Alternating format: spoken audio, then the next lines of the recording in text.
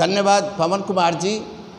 आप हमारे यहाँ डॉक्टर अंबेडकर बुद्ध विहार हर्ष विहार में आए, मैं आपका स्वागत करता हूँ और आपके न्यूज़ चैनल के लिए आदरणीय भंते जी थिरोज्योति जी का भी आभार व्यक्त करता हूँ कि उन्होंने इतना बढ़िया कार्य करने का प्रयास किया है और लोगों को जागृत करने का कार्य जो है अपने इस न्यूज़ चैनल के द्वारा वो कर रहे हैं। वो भी धन्यवाद के पात्र हैं, वो भी बहुत अच्छा कार्य कर रहे हैं, मैं उनका भी आभार व्यक्त करता हूँ।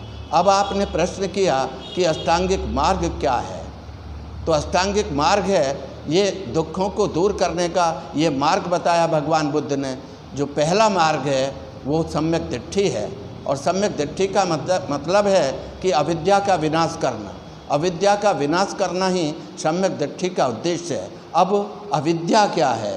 अविद्या का मतलब है जो आदमी दुख को न जान सके, दुख के कारणों को ना जान सके और उसके निवारण को ना जान सके। ये उदाहरण के तौर पर यदि किसी व्यक्ति को नज़ला या जुकाम हुआ है और वो अपनी अज्ञानता के कारण फिर भी ठंडी चीज़ों का इस्तेमाल करता है, जैसे बर्फ़ का इस्तेमाल करता है, आइसक्रीम खा रहा है, ठंडा ही पानी पी रहा है, तो उसका पवन कुमार जी उसका दुख बढ़ता चला जाएगा, ऐसा भगवान बुद्ध कहते हैं।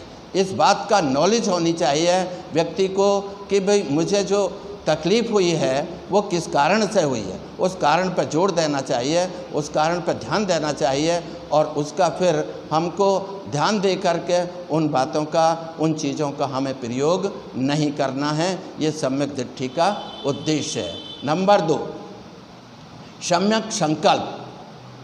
तो बुद्ध कहते हैं व्यक्ति को एक बार किसी भी अच्छे कार्य को करने के लिए संकल्प लेना चाहिए। जो व्यक्ति संकल्प लेता है और संकल्प हमारे अंदर ऐसे हमें संकल्प लेना चाहिए जो कार्य हमारे योग्य हों, हमारे अयोग्य ना हो, हमारी सोच ऊंचे लेवल की हो, वो निम्न स्तर की ना हो। उदाहरण के तौर पर हमको धार्मिक कार्यों में ज़्यादा रुचि लेकर के लोगों का कल्याण करना चाहिए और दूसरे कुछ लोग ऐसे भी होते हैं, ऐसा संकल्प हमें नहीं लेना है कि ये मन तो बार बार कहता है कि कहीं किसी की चोरी कर लें, किसी की बहुत अच्छी वस्तु देखी उसको देख करके हम मन में ये संकल्प लें कि हमको आज ये इसकी चोरी करनी है, आज हमको रास्ते में चाकू लेकर के या कोई हथियार लेकर के हमको रास्ते में बैठना है। तो हमें ये काम नहीं करना है, गलत कार्यों के संकल्प नहीं लेना है, बल्कि अच्छे कार्यों के प्रति संकल्प लेना हमारी ड्यूटी बनती है, क्योंकि ये मन तो बड़ा चंचल होता है और इस मन को कंट्रोल करना ये व्यक्ति की जिम्मेदारी होती है। इसीलिए भगवान बुद्ध कहते हैं कि हमें हमारे जो संकल्प हो वो ऊंचे कार्यों को करने के लिए हमें संकल्प करना लेना चाहिए, अच्छे कार्यों को करने का संकल्प रहना चाहिए, तभी आदमी का कल्याण हो सकता है और तभी दुखों को दूर किया जा सकता है। तो तीसरे नंबर पे आता है सम्यक वाणी। सम्यक वाणी भगवान बुद्ध कहते हैं कि प्रत्येक व्यक्ति को की वाणी जो है वो मीठी होनी चाहिए, मधुर होनी चाहिए, हमें प्रिय बोलना चाहिए, अप्रिय नहीं बोलना चाहिए। हम जब दूसरों के लिए अप्रिय बोलेंगे तो वो व्यक्ति भी हमारे लिए अप्रिय ही बोलेगा। अर्थात हमें कड़वे वचन नहीं बोलने चाहिए, ऐसे वचनों का प्रयोग नहीं करना चाहिए जिससे कि दूसरे व्यक्ति को दुख हो, बल्कि हमें अच्छी वाणी का प्रयोग करना चाहिए। हमें किसी की चुगली नहीं करनी चाहिए। हम किसी की चुगली करते रहेंगे तो अपना जो अच्छे कार्य करने का समय है वो भी बर्बाद होता चला जाएगा। इसलिए बुद्ध कहते हैं हमें जो है अच्छे कार्यों के लिए अच्छा ही कार्य करना चाहिए, अर्थात हमारी वाणी जो है वो प्रिय हो, मधुर हो, दूसरों को मुग्ध कर सकें अपनी वाणी के द्वारा। तो ये तीसरा नंबर है। चौथे नंबर पर आता है सम्यक कर्मांत। तो पवन कुमार जी भगवान बुद्ध कहते हैं कि व्यक्ति को जो कार्य करता है उसके द्वारा किसी दूसरे व्यक्ति को कोई कष्ट नहीं होना चाहिए।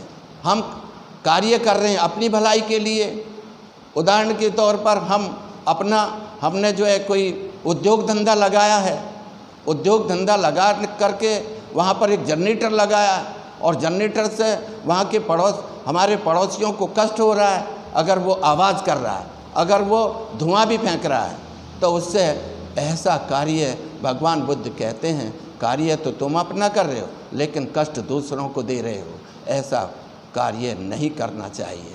हमें ऐसा कार्य करना चाहिए कि हम अपना भी कल्याण करें और दूसरों का भी कल्याण होना चाहिए।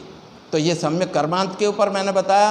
अब सम्यक आजीविका, पवन कुमार जी, भगवान बुद्ध कहते हैं कि आजीविका जो हम कमा कर लाते हैं वो सही तरीके से कमाया हुआ धन ही घर में आना चाहिए, अर्थात आदमी की जो कमाई है वो सम्यक होनी चाहिए। सम्यक का मतलब है ठीक ठीक, बिल्कुल सही तरीके से कमाया हुआ धन ही जो है वो घर में आना चाहिए।